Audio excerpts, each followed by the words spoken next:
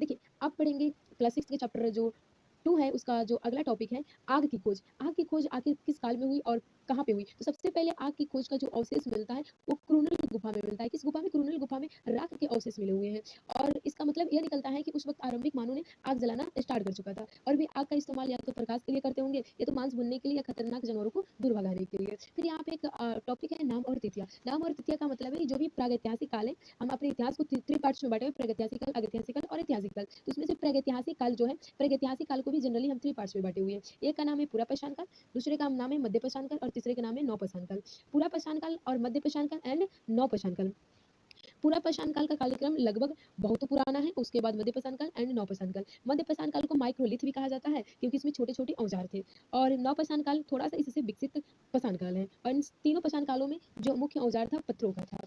बात करते हैं बदलती जलवायु। अब धीरे-धीरे जलवायु में परिवर्तन आया, गर्मी बढ़ने लगी। जब जब गर्मी बढ़ी तो घास के मैदान ज़्यादा से ज़्यादा उपजे। अब घास के मैदान कैसे? तो घास खाने वाले जानवरों की संख्या में वृद्धि हुई और इन जानवरों को खाने वाले जो मनुष्य था, जो शिकारी था, जो आखेट था, वे भी इनके पीछा करते-करते इन जानवरों के आस-पास रहने लगे। इस तरह से धीरे-धीरे उन जानवरों को ये पालना भी शुरू कर दिए।